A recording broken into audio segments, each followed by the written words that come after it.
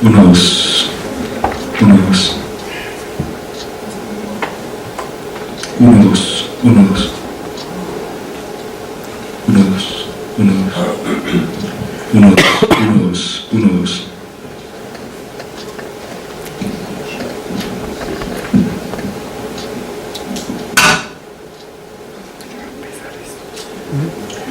Buenos días, estimada comunidad. Sean bienvenidos a la sesión 113 del año 30 del Seminario de Investigación del Área de Educación Superior del Departamento de Matemática Educativa del Centro de Investigación y de Estudios Avanzados del Instituto Politécnico Nacional, Seminario de los Jueves. El verdadero progreso es el que pone la tecnología al alcance de todos. Henry Ford. En esta sesión tenemos el honor de contar con la presencia del maestro José del Carmen Orozco Santiago, quien impartirá la conferencia titulada Una propuesta de orquestación instrumental para introducir los conceptos de valores y vectores propios en un primer curso de álgebra lineal para estudiantes de ingeniería. El maestro José del Carmen Orozco es originario de Juchitán, Zaragoza, en Oaxaca, México. Es ingeniero en sistemas computacionales, egresado del Instituto Tecnológico del ITUM en Juchitán de Zaragoza. Es maestro en ciencias en la especialidad de matemática educativa por el Centro de Investigación y de Estudios Avanzados del Instituto Politécnico Nacional y actualmente es candidato a doctor en la misma institución. Ha sido conferencista y tallerista en diversos congresos nacionales e internacionales, tales como el Encuentro Internacional de Enseñanza del Cálculo, el Congreso de la Sociedad Matemática Mexicana, las ediciones más recientes de RELME en Panamá y en México, en la Escuela de Verano de la Sociedad Europea de Investigación en Educación Matemática, y además ha realizado estancias de investigación en el Centro de Investigación de Matemática Aplicada de la UADEC en México, bajo la tutela del Dr. Humberto Madrid, y en el Instituto Francés de la Escuela Normal Superior en Lyon, Francia, bajo la tutela de Luc Truchy. Sin más, dejamos con ustedes al maestro José del Carmen Orozco.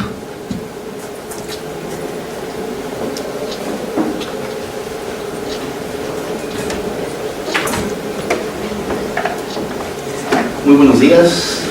Muchas gracias por la invitación a este gran seminario. Es para mí un honor participar y presentar el avance de investigación que llevo realizando con mis asesores en la estancia en este grado de doctorado. Nuestro trabajo es una propuesta de orquestación instrumental para introducir los conceptos de valores y vectores propios en un primer curso de álgebra lineal en ingeniería. De todo este proyecto voy a mostrar una parte de ella sobre la génesis instrumental que hemos observado en los estudiantes y cómo podemos llegar a la orquestación instrumental. Bueno, una de las preguntas que se hizo en un congreso, en un taller del Atlas fue: ¿quién sabe cómo enseñar el álgebra lineal? En ese taller, Charles Johnson, el líder nacional en formación de mejoras de la enseñanza del álgebra lineal, pues, realizó esta pregunta, ¿no? Soltó esta pregunta a la audiencia, y en esa audiencia pues nadie levantó la mano, ¿no? Sí, solo en ese momento Johnson admitió su propia ignorancia sobre las mejores formas de enseñar el curso, a pesar de que había enseñado y estudiado el tema durante años. Robert y Robinet habían hecho un estudio en Francia en donde evidenciaron que las principales críticas hechas por los estudiantes hacia el álgebra lineal se refieren al uso del formalismo, la abrumadora cantidad de nuevas definiciones y la falta de conexión con lo que ya saben en matemáticas. En 1990 se crea un grupo en Estados Unidos, el Grupo de Estudio de Currículo de Álgebra Lineal, LA en sus siglas en inglés. En este grupo surgió un conjunto de recomendaciones para abordar un primer curso de álgebra lineal. Entre los principales aspectos que considera el LAC era que el plan de estudio y las presentaciones de un primer curso de álgebra lineal deben responder a las necesidades de las disciplinas de las empresas, ¿no?, de los clientes. Los departamentos de matemáticas deberían considerar seriamente hacer su primer curso de álgebra lineal un curso orientado a matriz, que la facultad debe considerar las necesidades e intereses de los estudiantes como aprendices. Y subrayamos en esta parte que dice: se debe alentar a los docentes a utilizar la tecnología en el primer curso de álgebra lineal.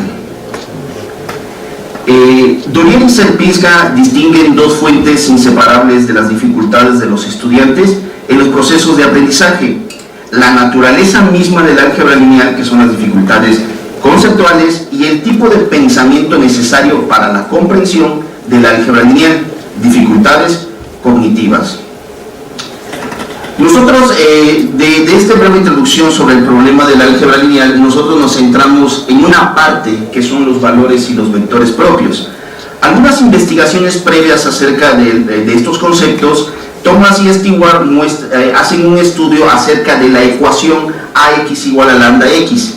Ellos consideran que esta ecuación es muy compleja para los estudiantes porque la parte izquierda de la ecuación AX representa una operación de una matriz por un vector y la parte derecha representa la operación de un escalar y un vector. Entonces el estudiante, son diferentes operaciones, pero se obtiene el mismo resultado, ¿no? Entonces ponen en relieve que las dificultades de los estudiantes se deben al hecho de que muchos profesores y textos no introducen la geometría de los valores propios y de los vectores propios. Goltabagi reporta un análisis en el uso de diversas modalidades de arrastres en un entorno de geometría dinámica. Reporta este análisis utilizando en su marco la teoría de la génesis instrumental y la teoría de los cambios de atención. Ella observa en los estudiantes, utilizando la teoría de cambios de atención, cómo los estudiantes al momento de arrastrar X, al momento de arrastrar el vector X, se generan cambios en la operación AX, ¿no? Lo que llevó a los participantes a buscar relaciones entre los objetos. La atención de este trabajo se centró en la propiedad invariante de los vectores propios, buscaban la colinealidad de los vectores asociado con un valor propio y la propiedad invariante del valor propio acerca del factor de dilatación. Con estos son algunos trabajos acerca que se ha realizado desde los valores y vectores propios. Mostramos nuestro trabajo en un marco teórico del enfoque instrumental y la orquestación instrumental. Dentro del enfoque instrumental, un paso importante en la ergonomía cognitiva es la diferencia que hace entre un artefacto y un instrumento. El enfoque instrumental describe cómo el artefacto puede transformarse en instrumento a través de esquemas de uso y esquemas de acciones instrumentadas. Esto se realiza en la génesis instrumental. El instrumento consta tanto del artefacto como de los esquemas mentales que el usuario desarrolla y aplica mientras usa el artefacto.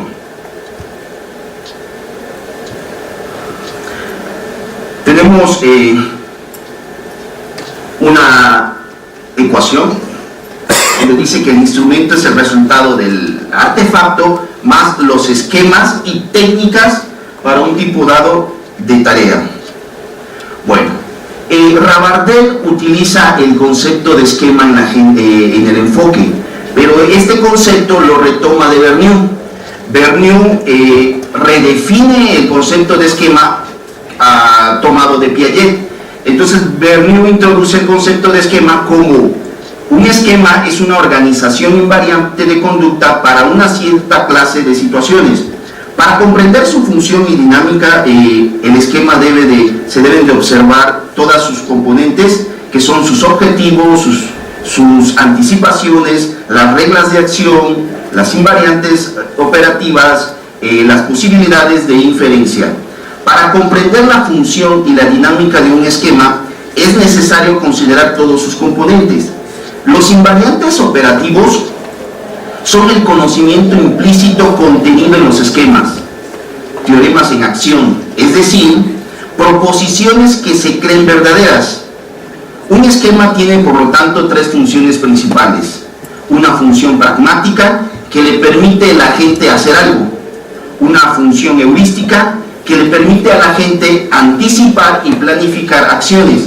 Y una función epistémica, le permite a la gente comprender lo que está haciendo. Hablábamos acerca de la ecuación del instrumento, el artefacto más los esquemas. Para un individuo dado, el artefacto al principio no tiene un valor instrumental. Se convierte en un instrumento a través de un proceso llamado génesis instrumental, que implica la construcción de esquemas personales, o más en general, la apropiación de esquemas sociales preexistentes. De acuerdo a Truch, la génesis instrumental es un proceso complejo que requiere tiempo y está relacionado con las características del artefacto, sus potencialidades y limitaciones, y la actividad del sujeto, su conocimiento y su antiguo método de trabajo. En la génesis instrumental, dos procesos coexisten: la instrumentación y la instrumentalización. La instrumentación es el proceso dirigido hacia el sujeto y la instrumentalización es el proceso dirigido al artefacto. Durante el proceso de la génesis instrumental, que un artefacto, en este caso un entorno de geometría dinámica, se convierte en un instrumento matemático. La necesidad de la intervención del profesor para ayudar a la génesis instrumental de los estudiantes, de ahí surge la metáfora de la orquestación instrumental. Truch en el 2004 introduce la metáfora de la orquestación instrumental para referirse a una organización del entorno, ¿sí?, que una institución, en caso de una institución educativa, diseña y pone en práctica con el objetivo principal de ayudar a la génesis instrumental de los estudiantes. Una orquestación instrumental está conformada de una configuración didáctica que es una disposición de artefactos en el entorno, o en otras palabras, una configuración del entorno de enseñanza y los artefactos que intervienen en ella. También está formada de un modo de explotación, que es la forma en que el profesor decide explotar una configuración didáctica en beneficio de sus intenciones didácticas. Años más tarde, Drivers y colegas proponen una taxonomía de la orquestación instrumental, ¿no? Pero también agregan un tercer componente, agregan una improvisación didáctica, ¿no? Ellos dicen que hay momentos que surge una improvisación y el profesor debe de considerar esa improvisación, ¿no? Entonces, en ese momento implica decisiones al momento, en la enseñanza de cómo actuar realmente en la configuración elegida y el modo de operación. Algunos ejemplos de orquestaciones son lo que Truch introduce como orquestación, la configuración del Sherpa Student, ¿no?, del estudiante Sherpa, en la cual el estudiante es quien muestra los trabajos, el profesor considera el trabajo del estudiante y a partir de ahí desarrolla la clase, ¿no? Otras configuraciones dentro del trabajo de Dreisberg es la configuración Spot and Show, que parte también de la configuración Sherpa Student, con la diferencia de que aquí el profesor observa los trabajos de los estudiantes, le interesa en especial el desarrollo del trabajo de un estudiante y lo muestra al salón de clase. Entonces es otra manera de otra orquestación. Y aquí vemos otro tipo de orquestación en la cual, si hacemos la diferencia de las configuraciones, obtenemos otro tipo de orquestaciones. Hablábamos acerca de la taxonomía que Dreisberg proponía en el 2010. En el 2012, Dreisberg y otros colegas mejoran las taxonomías, proponen otras taxonomías en la cual ellos presentan este diagrama. En este diagrama aparecen las taxonomías que habían propuesto en el 2010, ¿no? Que, por ejemplo, la orquestación technical demo, que habla de que el profesor debe de mostrar las técnicas del artefacto que está utilizando en el salón de clase. A partir de esta pequeña introducción del enfoque instrumental, de la génesis instrumental, de los esquemas, de la orquestación, hemos desarrollado nuestra investigación. Realicé una estancia en el Instituto Francés de la Educación y se nos hizo la invitación de asistir a una clase en una universidad. Antes de asistir, nos sentamos con el profesor y queríamos implementar una orquestación durante la clase. Nosotros desarrollamos una actividad con la cual queríamos introducir el concepto de valores y vectores propios utilizando un entorno de geometría dinámica. Nos habíamos decidido por GeoGebra, ¿sí? Para esto desarrollamos nuestra orquestación instrumental. Nuestro objetivo principal era presentar y utilizar los conceptos de valores y vectores propios en el primer año de álgebra lineal. El objetivo secundario era analizar un problema geométrico en un grupo y usar GeoGebra para explorar el problema y validar las soluciones propuestas por los estudiantes.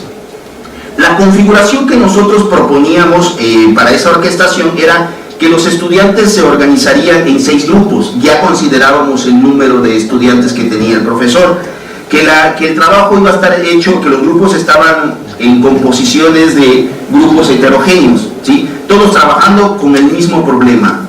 Los estudiantes se organizarían libremente en la sala, tendrían acceso a un ordenador con acceso a internet y con el software de geometría dinámica GeoGebra, y podrían hacerle pregunta al profesor. El maestro les proporcionaría a los estudiantes una hoja de trabajo que contiene la situación problemática propuesta.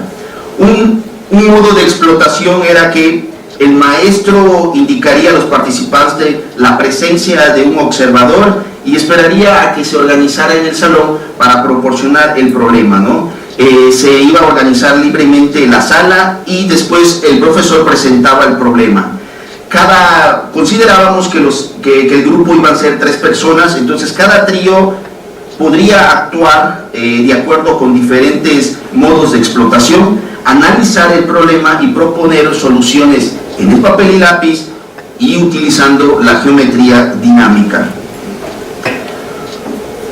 Dentro del modo de explotación, el maestro ya apoyaría a los estudiantes en el uso de GeoGebra y ayudaría a responder sus preguntas. El observador, el investigador, solamente iba a participar como observador e iba a registrar los principales aspectos relevantes de las discusiones grupales. Al final de la clase se tenía considerado que el profesor y el observador iban a realizar una discusión. Una improvisación didáctica era la participación voluntaria de los estudiantes. Este era el salón donde se llevó a cabo la improvisación. Al inicio, donde va a comenzar la actividad, los estudiantes preguntan al profesor si la actividad tenía un valor. Al momento de que el profesor les dijo que la actividad no tenía un valor, de todos los estudiantes que estaban en el salón, más de la mitad abandonaron el salón porque la actividad no tenía un valor y solamente se quedaron 8 estudiantes. De esos 8 estudiantes hacemos una pequeña figura donde lo representamos. Estaban esta primera tercia eran dos estudiantes y un estudiante. En el otro equipo eran 3 estudiantes y en el otro era una pareja, ¿no? De personas. Dentro de esta queríamos observar, la pregunta que queríamos observar en esa actividad era ¿qué esquemas de utilización experimenta o desarrolla el estudiante cuando se enfrenta a una tarea geométrica relacionada con los conceptos de valores y vectores propios? Como decíamos, el curso era de matemáticas en primer grado, el curso era fundamentos de matemáticas 2, la actividad se desarrolló en 120 minutos, hubieron 8 estudiantes voluntarios, alrededor de 19 años, un profesor y un observador. De esto, el problema que se presenta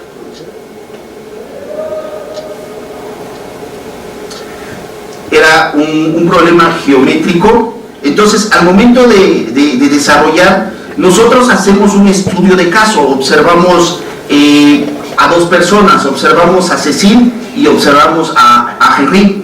Cecil la observamos porque Cecil comenzó a resolver el problema de una manera que nosotros queríamos ver qué esquemas había utilizado Cecil, ¿no? Vamos a considerar cuál era la tarea que se les había presentado.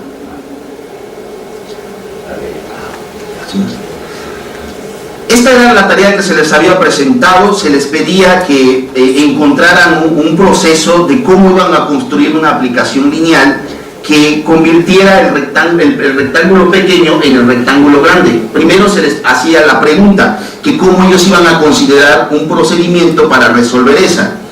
Ya a partir de, se les dio un tiempo para que observaran, desarrollaran esa primera pregunta, y en la segunda pregunta, bueno, les indicamos, ¿no? Bueno, le indicó el profesor, ahora que ya tienes un procedimiento, aplica ese procedimiento a estos puntos. Vamos a ver si ese procedimiento es correcto.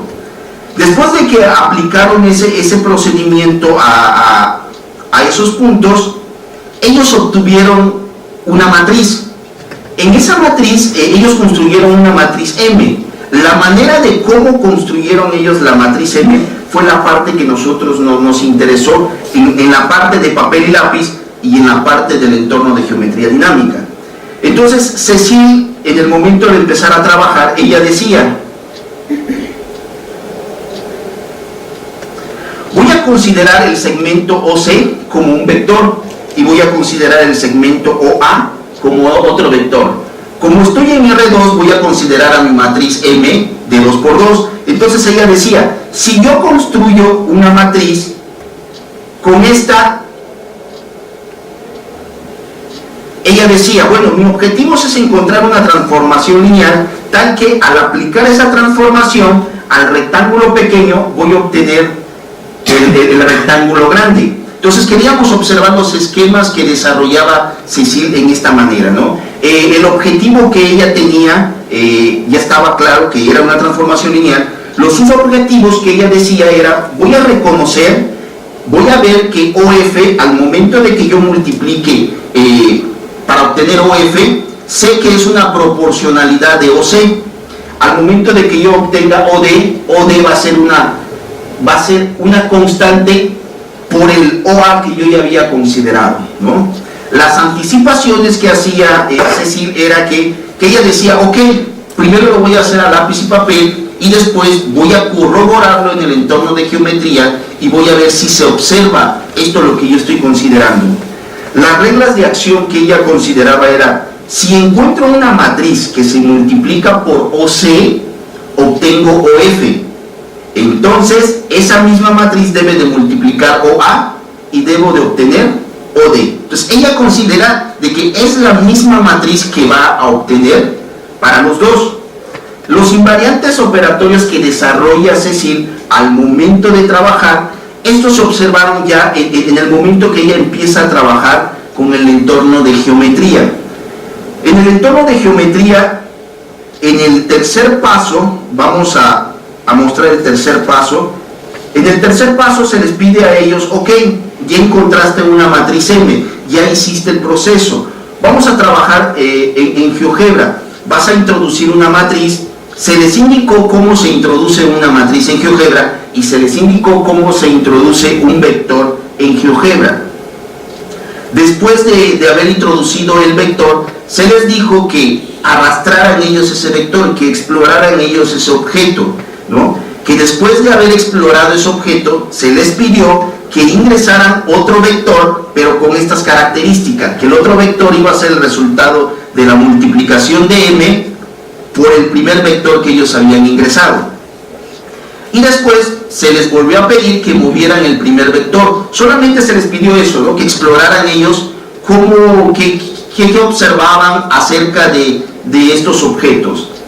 En la pregunta número 4, entonces se les dijo, ok, ya sabes, ya observaste que este vector se arrastra, intenta de que encuentres una transformación, encuentres una función que al momento de aplicarse al vector resulte que sea proporcional a un escalar de ese mismo vector. Queríamos de esa manera observar a ellos, ¿no? no les habíamos dicho nada acerca de los valores propios ni nada de los vectores propios. Entonces se desarrolló la actividad. En esa actividad,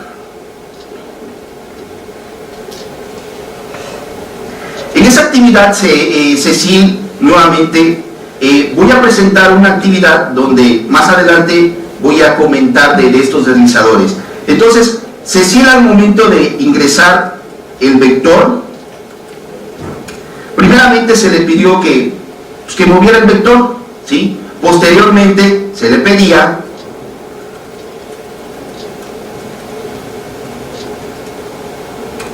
que ingresara el otro vector. Entonces se le pedía a ellos que buscaran en qué momento estos dos vectores, ¿sí?, iban a ser colineales. Eso es lo que esperábamos.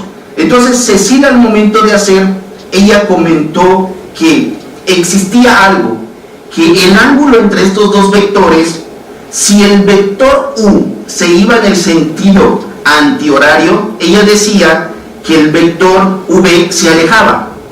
Pero si el vector U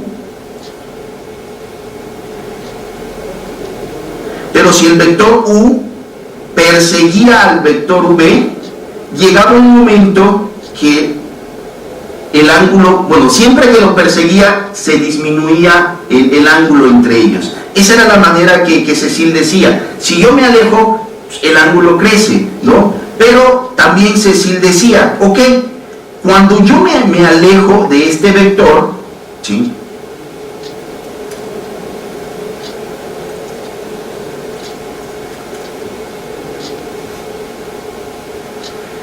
decía, cuando yo me acerco, el ángulo se va disminuyendo, ¿no?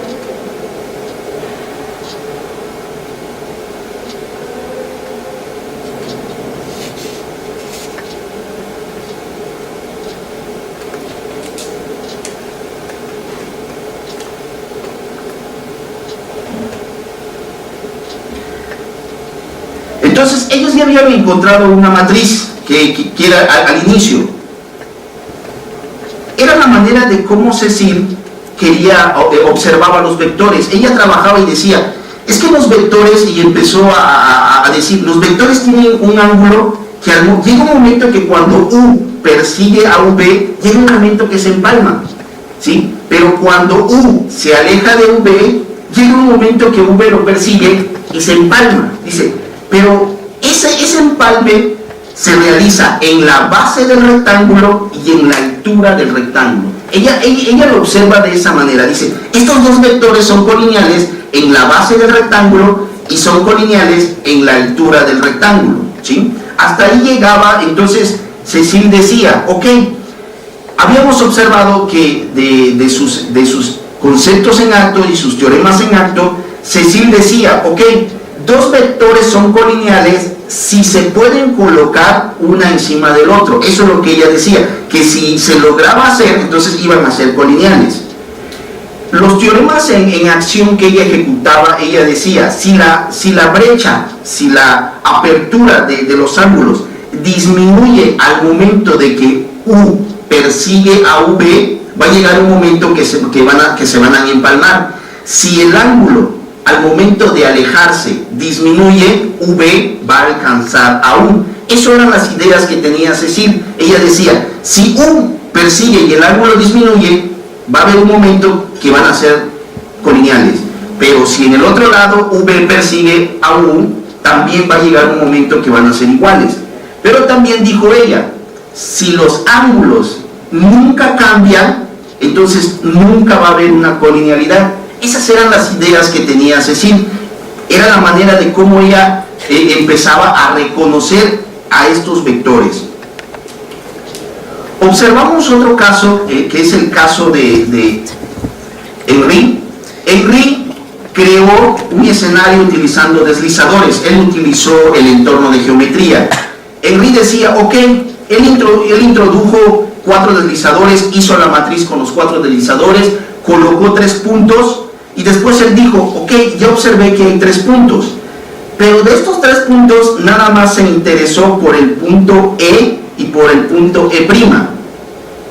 Él decía, si E y E' los logro ¿sí?, coincidir, ya habré encontrado la matriz M, ¿sí? Porque él decía, con estos dos puntos, ya sé que cuando muevo los deslizadores los puntos se mueven, ¿sí? Entonces, si logro que estos dos puntos se empalmen, por default los otros dos se van a empalmar. Esa era la idea de Henry al momento de interactuar con GeoGebra. Después el profesor le pidió que buscara que E y E' se empalmaran, y encontró unos valores donde E y E' se empalmaban, y observó que los otros dos puntos no. Entonces esa primera idea que él tenía, que con que E y E' eran iguales habría encontrado M, aquí veía que no era válido. Entonces él tenía que modificar ese esquema, tenía que cambiarlo o modificarlo. Entonces él empezó nuevamente a mover los deslizadores hasta que encontró la matriz y dijo, ok, ya encontré la matriz. Entonces cuando él encuentra la matriz y continúa con los pasos, con el paso 3 y con el paso 4, él empieza a utilizar. Aquí observamos algo en Henry. Cuando él observa esta matriz, cuando él ve que E' y E se empalman, aquí nosotros creemos que esto sucede porque la letra E y la letra E' no se empalmaron. Entonces, él decía, voy a utilizar, debo de corroborar que esos dos puntos son iguales. ¿Por qué? Porque las letras no coincidieron, deberían de coincidir todos. Esa era la idea de Henry al abordar. Entonces, el esquema que nosotros observamos de Henry, entonces decía, ok, el esquema de Henry, mi objetivo es encontrar una transformación que al momento de aplicarlo al punto A, obtenga el punto D, que al momento de aplicarlo al punto B, obtenga el punto E, y al momento de aplicarlo al punto C, obtenga el punto F, ¿sí? Henry, a diferencia de Cecil, él utilizó los puntos, ¿no? Cecil decía todo el rectángulo y nada más Henry decía, nada me interesa, si estos puntos los logro empalmar, cualquier punto que tenga ahí también va a cumplir estas características. Era la manera de cómo Henry abordaba. Él decía, bueno, voy a identificar las posibles relaciones de paralelismo y colinealidad. Él utilizaba esos términos, no utilizaba solamente colinealidad, decía, voy a ver dónde son paralelos y dónde son colineales, ¿no? Sus anticipaciones decía, ok, ya sé que puedo utilizar lápiz y papel para hacer las operaciones, pero con esta geometría dinámica me permite a mí ver otras cosas más, no solamente papel y lápiz. Las reglas de acción que él generaba en su esquema era, si logro hacer coincidir el punto E' con el punto E, como los habíamos comentado, entonces habré encontrado la matriz M. Las invariantes operacionales que observamos en Henry era que él decía, si los vectores M y la multiplicación y el vector V, si el vector U y el vector V, ¿sí?, en este caso, para nosotros Henry no ocupó ni el vector U ni el vector V. Él utilizó el vector V y la operación MV, ¿no? Él tenía una génesis instrumental, él tenía un buen uso de GeoGebra. Entonces él decía, si los vectores V y MV son linealmente independientes, entonces la matriz M no tiene ese vector. Él todavía no construía el concepto de vector propio. Él decía, si esto se cumple, va a existir esa colinealidad, ¿no? Y si los vectores V y MV son linealmente independientes, entonces la matriz no va a tener estos vectores, ¿no?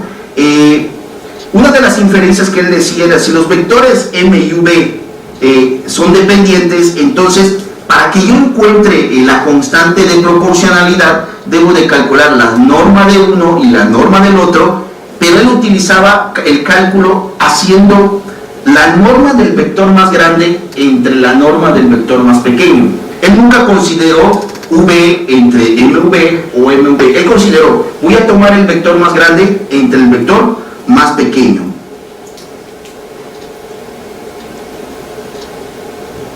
Entonces Henry utiliza los deslizadores, busca los deslizadores, encuentra la matriz M, realiza las operaciones, y cuando él empieza a mover los vectores, él dice, cuando él arrastra el vector para C, ¿sí?, en ese momento él observa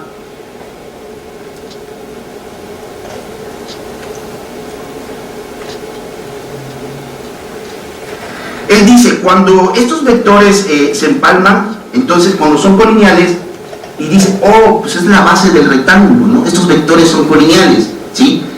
Hubo algo que pasó, es que Cecil comenzó la tarea desde el papel y lápiz, y Henry comenzó la tarea desde el entorno de geometría. Entonces cuando él dijo, ok, ya sé que estos dos vectores son colineales, entonces él utilizó las herramientas de GeoGebra, calculó la norma del vector V, calculó la norma de U, y él dice, bueno, ya sé que aquí hay una constante de proporcionalidad de 2. Arrastra él el vector U, dice, bueno, si pasó en la base, va a pasar en la altura, ¿no? Lo que él consideraba acerca de la altura. Pero cuando él empieza a utilizar, él corrobora si son colineales utilizando la herramienta relación, calcula las normas de los vectores, calcula la constante de proporcionalidad, y él dice, bueno, y se le preguntó por qué hacía todo esto. Dice, es que hay ocasiones, decía él, que cuando, a pesar de que se empalman, hay ocasiones que en realidad no son colineales, porque si uno va haciendo zoom y zoom y zoom, va aumentando, en realidad no están empalmados. En cambio, con estas herramientas me evito el problema si son iguales o no. Entonces era la manera de cómo Henry consideraba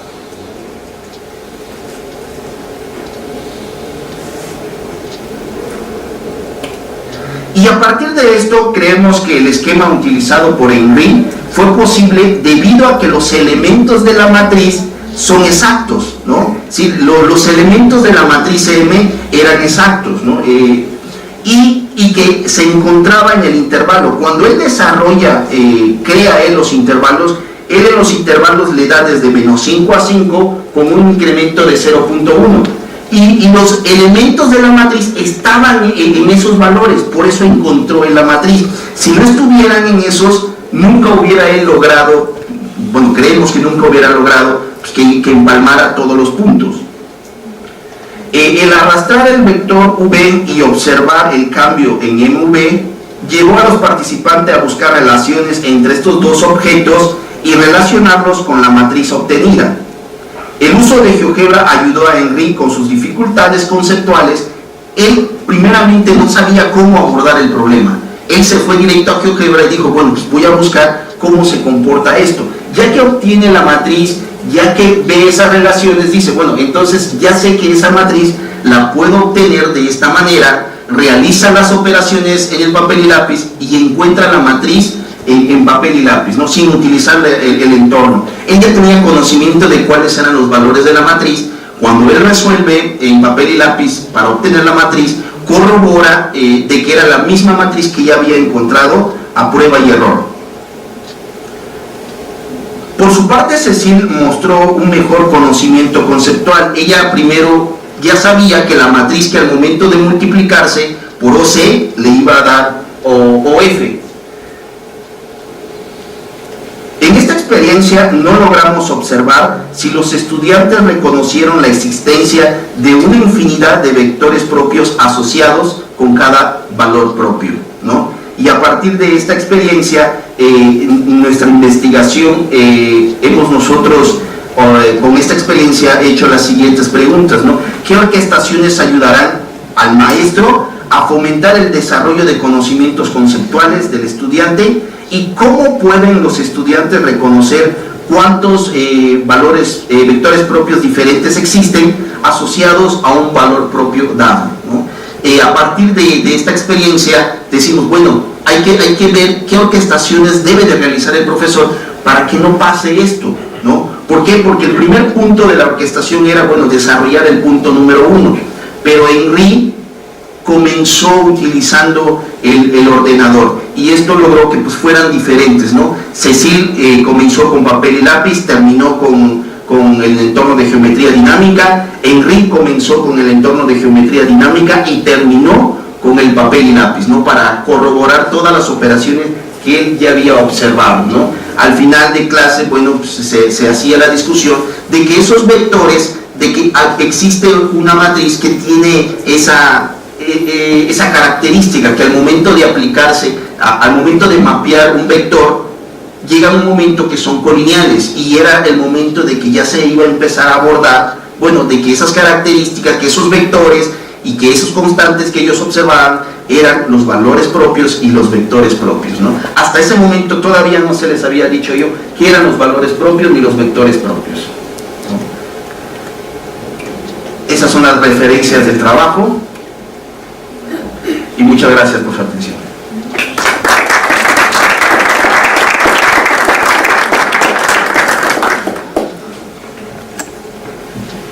Agradecemos al maestro José del Carmen Orozco por su presentación y a continuación damos inicio a la fase de preguntas y comentarios de nuestro asistentes y el público que nos acompaña de la transmisión en línea.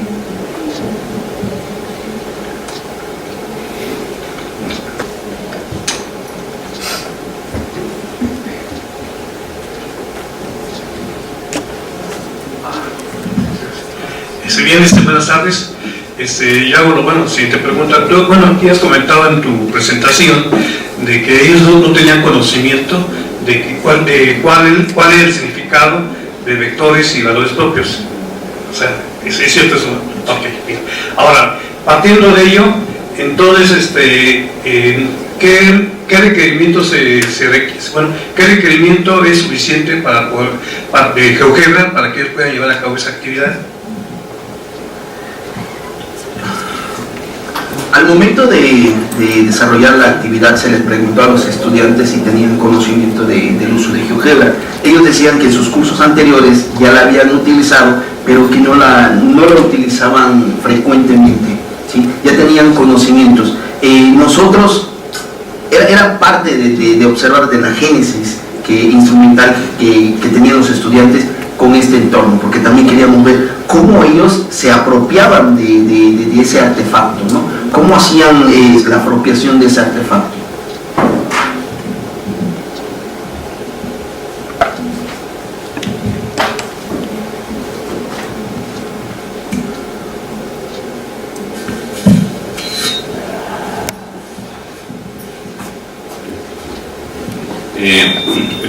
Una pregunta, José.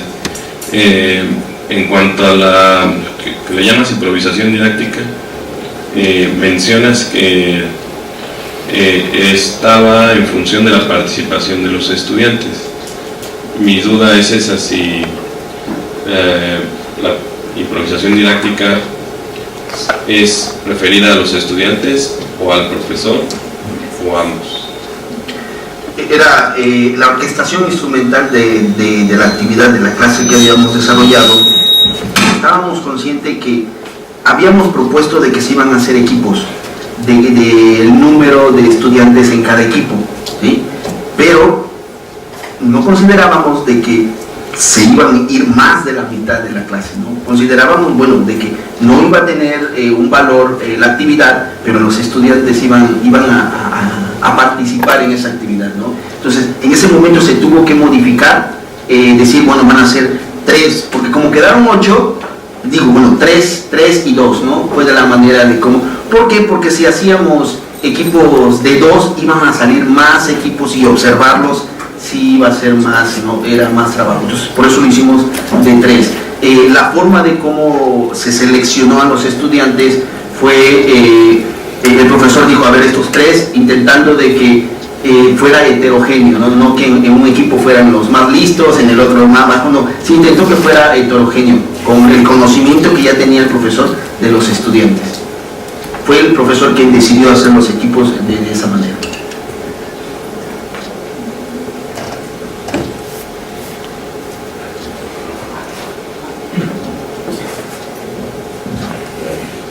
Sí, me toca a mí.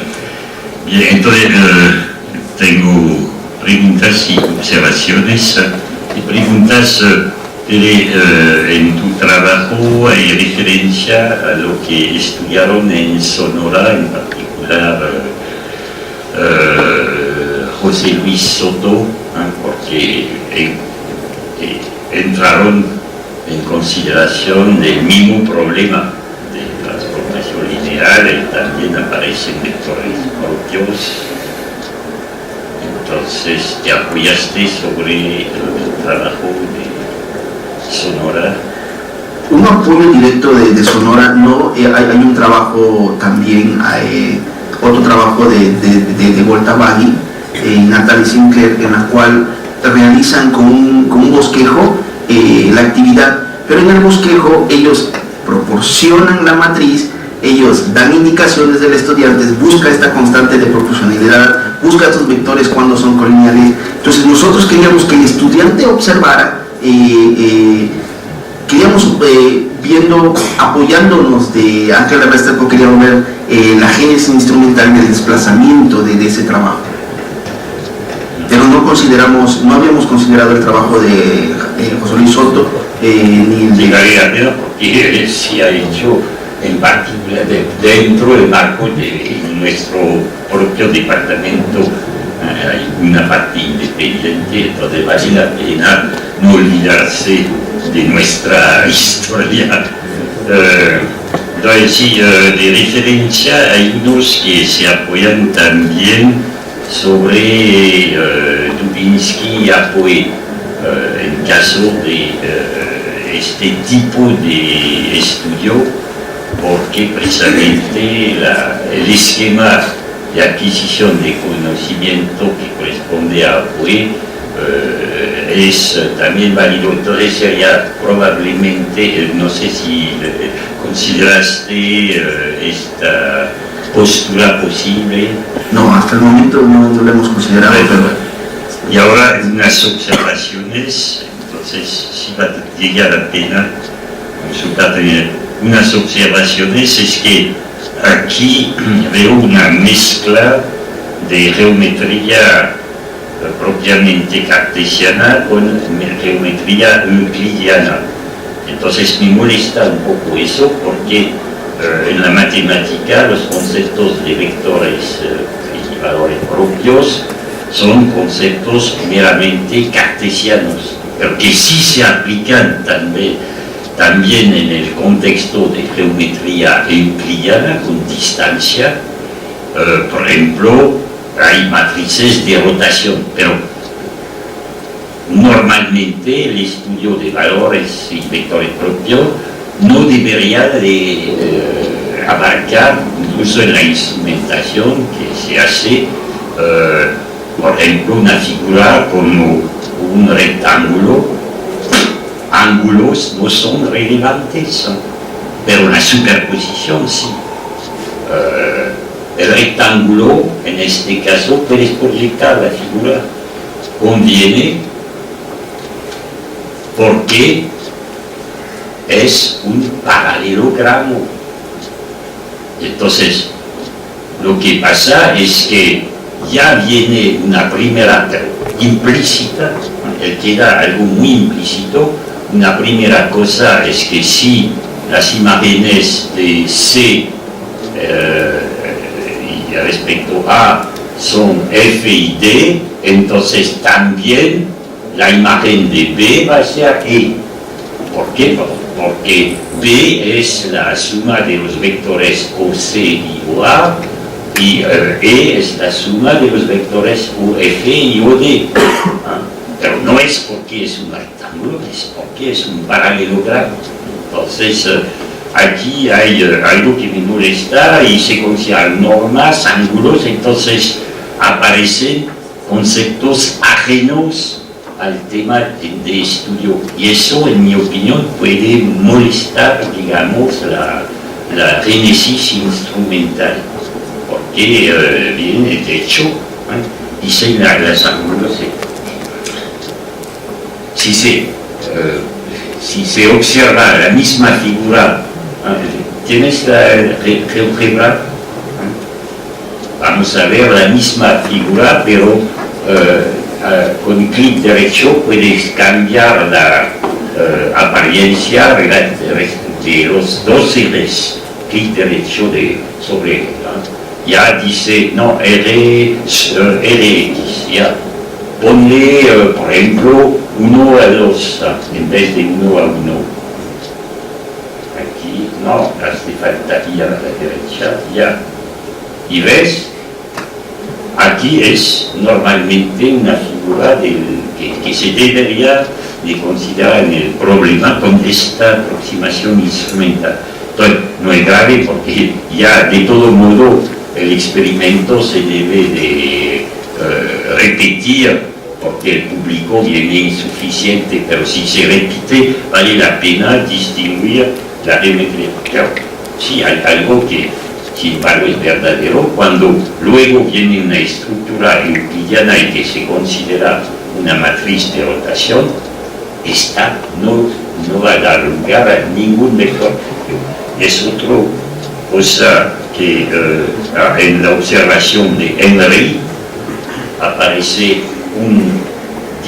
una dificultad frecuente entre los conectores lógicos de existencia. Y puedes proyectar la imagen de Henry, donde dice, aparece V y M de V. En TA2 es incorrecto, lo dijiste bien en tu presentación, pero como está escrito no es correcto. No es la siguiente. Aparecen ángulos, la siguiente. Si los vectores V y MV son linealmente independientes, entonces la matriz M no tiene un vector propio, no es falso, no tiene a V como vector propio, puede tener otro vector como vector propio. Entonces aquí hay un cuantificador existencial sobreentendido que es incorrecto, y la matriz M tiene un vector propio. En la última frase tiene a V como vector propio. Entonces es otro problema, es el problema de cuantificación, pero lógica, pero no sé si este problema aparece con los sujetos observados o es tu escritura luego que viene un poco incorrecta, pero cuando lo dijiste hace un momento lo dijiste bien. Y es V que es o no es vector, pero no se puede decir de la matriz. Entonces, pero tal vez en la génesis instrumental los estudiantes pueden encontrar este obstáculo de la cuantificación lógica. Entonces, estas son mis observaciones sobre la estructura por un lado y sobre la cuantificación lógica que está subyacente en muchas actividades, incluso instrumentales.